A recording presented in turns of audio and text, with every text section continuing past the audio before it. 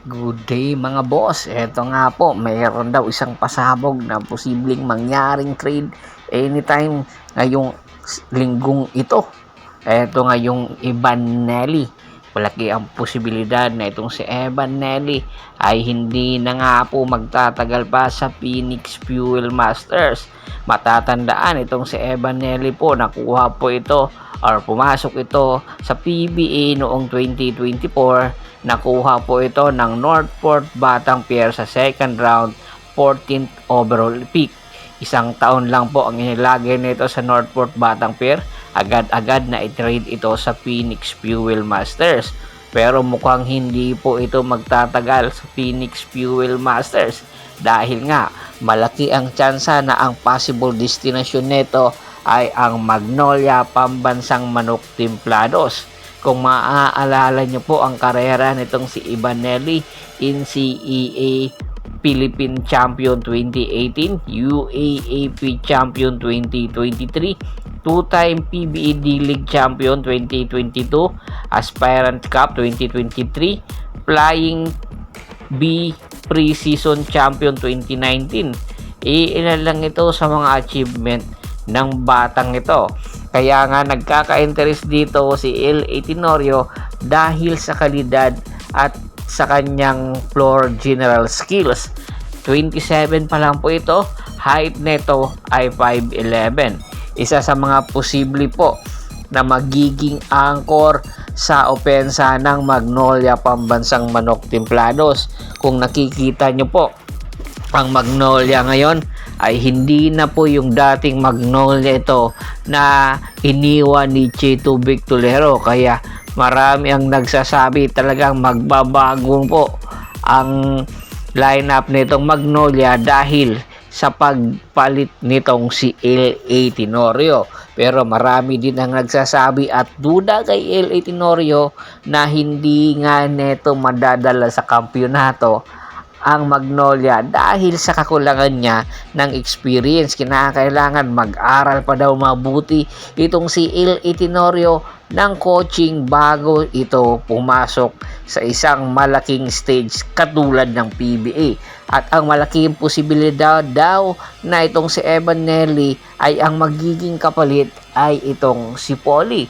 Kung matatandaan nyo, kung lagi po kayong nanonood ng PBA, si Paul, simula ng hawakan ni LA ang Magnolia, unti-unti pong bumaba ang kanyang minuto.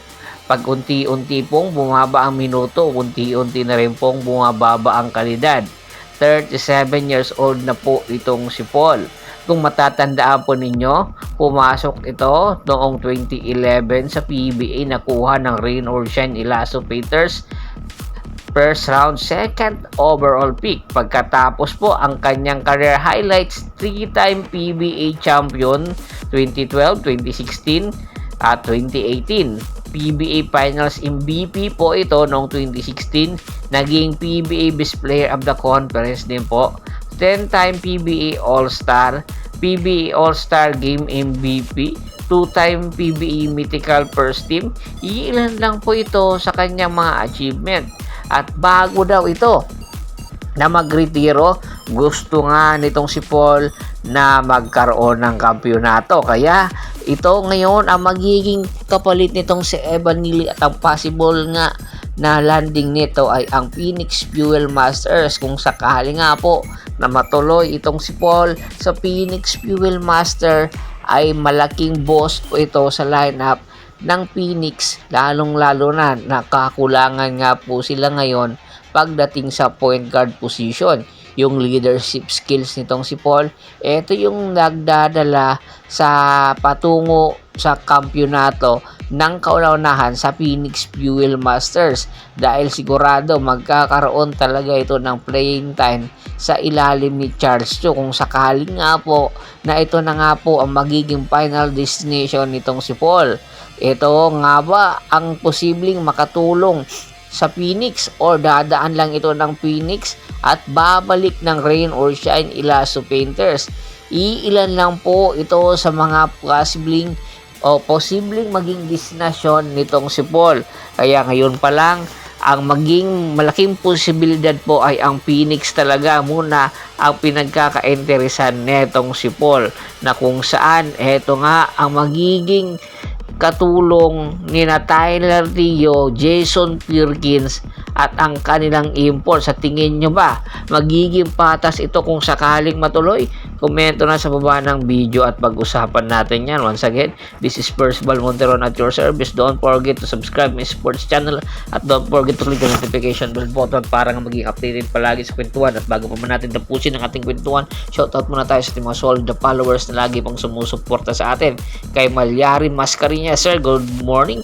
Roberto Talinilo, Kagawad kat sa kinudukusin ng Hagonoy, Bulacan. Stomping Grass, Romeo Kagiwa, Reggie Merida, marami pong salamat sa walang sawa nyong pagsuporta. Pakibisita na rin po ng Facebook fanpage ko na Hapres PH, Polgoso at Bostor para po sa mga karagdagan sports balita.